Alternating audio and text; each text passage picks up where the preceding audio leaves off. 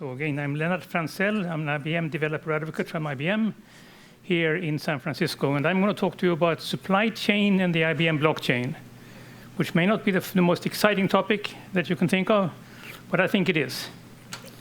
Because it has a subtitle, What is blockchain good for? How many people here know about blockchain? Very good. I can end the talk here, probably. And everything started during the global financial crisis in October 2008, as you may remember, when Satoshi Nakamoto wrote an 8-page paper, Bitcoin, a peer-to-peer electronic cash system. If you haven't read that, you should, and I have the URL there at the bottom. It is a very, very good paper, and in there he proposed a purely peer-to-peer version of electronic cash without the need to go through financial institutions, which is much more revolutionary than you were thinking. He didn't want any banks. When I send money to Sweden, they go through 4 banks today from here. And he said, why can't I just simply send it as an email, just directly point to point? And not everybody liked that. This is what he proposed, a shared, replicated, permissioned ledger, where everybody who is doing business together are forced to share the same ledger, or are encouraged to share the same ledger, which means that with that you get consensus. We all have to agree what goes on the ledger.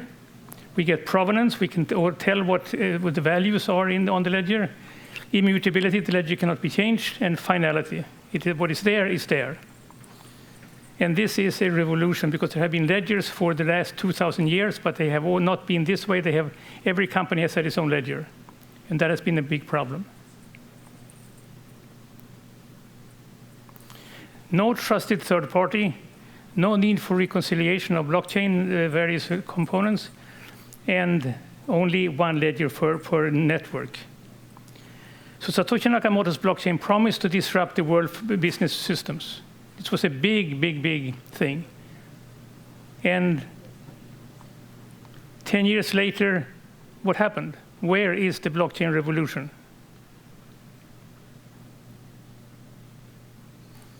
Here is a quote from Cointelegraph late last year. Has the blockchain revolution failed to take off 10 years on? Forbes, last year, cryptocurrencies have failed, whoops, and blockchain still has yet to be proven useful. That hurts. Blockchain companies go silent when their tech promises fall short, research group finds. 0% success from CoinDesk, why blockchain apps just aren't taking off. So what is blockchain good for if all these headlines are true? Which they aren't really, just to make certain. Don't worry, there's a silver lining coming. Blockchain is really fitting for supply chain. And supply chain is what the world is running on. So blockchain is everywhere. The global supply chains underpin the global economy. They are usually very large scale, and they still largely run on paper records. The entire world is running still on paper records, which is really, really amazing, but it's true. IBM has created something called Food Trust, which is an example of this thing here, using blockchain for supply chain. Using the IBM Food Trust, I can trace where all the food in my network is coming from. If anybody gets sick, I can find out why. If I'm eating something, I find out the carrots that he ate came from this farm over here in Napa Valley, for instance, perhaps. And I can trace exactly how the food came to my table. This is a very, very important and great success, using distributed ledger from blockchain to build a system where you can find out exactly where all the food that you are consuming comes from.